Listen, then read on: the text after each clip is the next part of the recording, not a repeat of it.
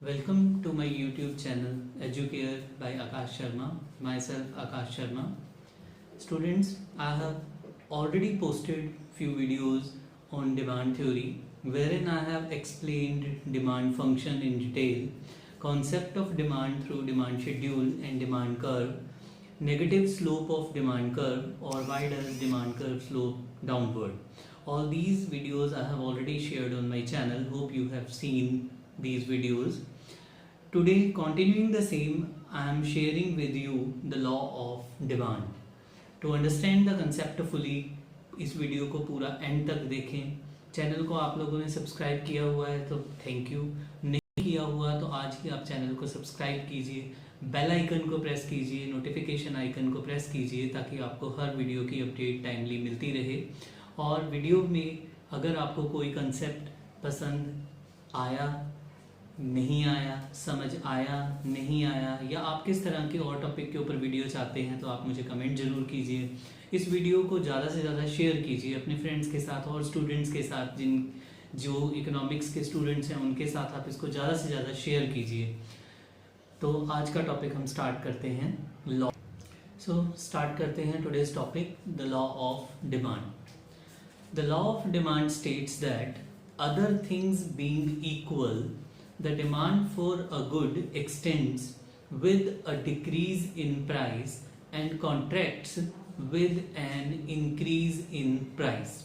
Law of demand क्या कहता है? Law of demand ये state करता है कि other things being equal, when other things remain constant, the demand for a good extend, तो किसी भी commodity की demand जो है वो rise करती है with a decrease in price, जब इसका प्राइस फॉल करता है, and contracts with an increase in price, और बिल्कुल इसका इन्वर्स होता है, जब प्राइस इंक्रीज करता है तो डिमांड कॉन्ट्रैक्ट कर जाती है, श्रिंक कर जाती है. In other words, there is an inverse relationship between quantity demanded of a commodity and its price. तो दूसरे शब्दों में हम ये कह सकते हैं कि there is negative relationship. एक चीज बढ़ेगी तो दूसरी चीज कम होगी. ये रिलेशनशिप किसके बीच में है? Price of commodity and quantity demanded. Price अगर बढ़ेगा तो क्वांटिटी डिमांडेड कम हो जाएगी, प्राइस अगर फॉल करेगा तो क्वांटिटी डिमांडेड बढ़ जाएगी. There is inverse relationship between quantity demanded of a commodity and its price when other things being equal. other things being equal जो है वो determinants of demand है, factors influencing demand है, जिसको कि मैंने अपने डिमांड फंक्शन वाले वीडियो में क्लियरली एक्सप्लेन किया है, आप उसको वहां से देख सकते हैं. In brief, other things being equal में क्या क्या चीजें आती हैं?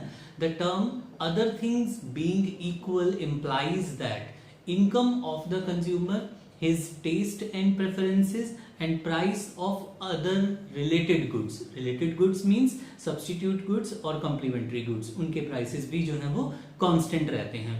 हम assume करके चलते हैं कि ना तो consumer की income बढ़ती है, ना related goods के prices में किसी तरीके का change आता है, और ना ही consumer के taste and preferences में किसी भी तरीके का कोई बदलाव आता है.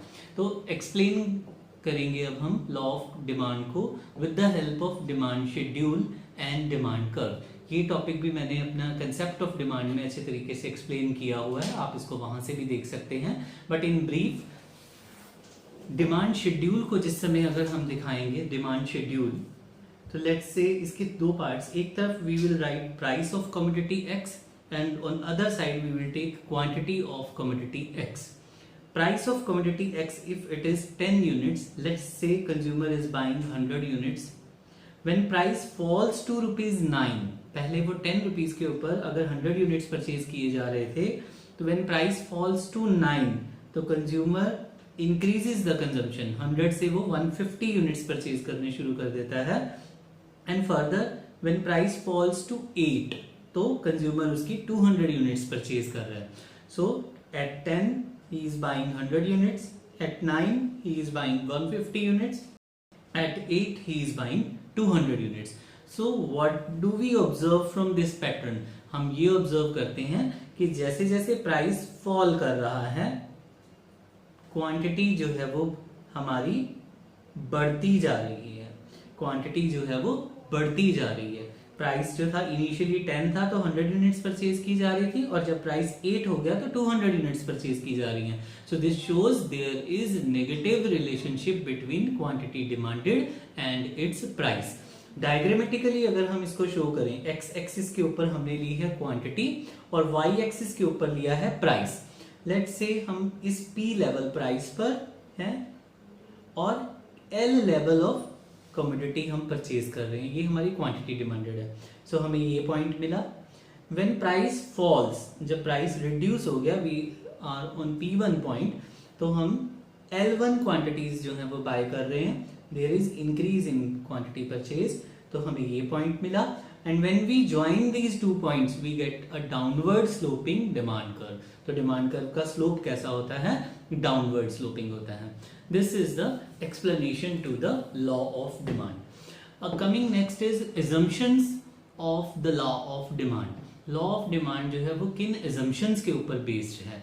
जो मैंने starting में कहा other things being equal. जो ये other things being equal हैं, these are the assumptions of the law of demand. Law of demand holds good when other things remain the same. Law of demand उस समय hold करता है when other things remain constant or other things remain same. It means factors influencing demand other than price. Price के अलावा वो सारे factors जो कि demand को affect कर सकते हैं, they are supposed to remain constant. वो constant रहते हैं.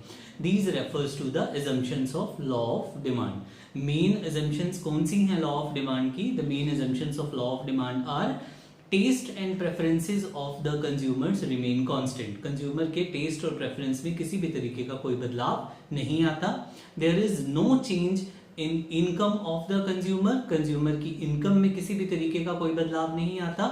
Price of the related goods. Related goods two types की होती हैं, कॉम्प्लीमेंट्री होती हैं और सब्स्टिट्यूट होती हैं. उनके प्राइसेस में किसी भी तरीके का there is no change. And consumers do not expect any change in the price of the commodity in the near future. और consumer को near future में commodity के price में किसी भी तरीके के बदलाव की, rise या fall की कोई expectation नहीं होती. So students, आज के इस वीडियो में हमने सीखा है law of demand. law of demand क्या होता है, इसकी statement सीखी है हमने कि other things remaining same, there is inverse relationship between demand and price. इसकी हमने एक्सप्लेनेशन सीखी है with the help of demand schedule and demand curve, और assumptions of the law of demand हमने आज स्टडी की है. सो स्टूडेंट्स, उम्मीद है आपको ये कंसेप्ट पूरी तरह से क्लियर हुआ होगा. आपको ये वीडियो अच्छा लगा होगा. इसको आपने लाइक करना है, अपने और स्टूडेंट्स के साथ इस कंटेंट को शेयर करना है, कमेंट करना है. कोई कंसेप्ट अगर नहीं क्लियर हुआ तो वो बताना है. आगे आपको और किस टॉपिक के ऊपर वीडियो चाहिए वो आपने मुझे कमेंट करना है. चैनल को सब्सक्राइब करना है, चैनल की बेल आइकन को प्रेस करना है ताकि आपको हर एक वीडियो की अपडेट मिल सके. स्टूडेंट्स, मैं अपने अगले वीडियो में आपके साथ शेयर करूंगा topic exceptions to the law of demand. So stay tuned, keep watching my channel, subscribe to it, like my videos, share my videos and also comment on my videos.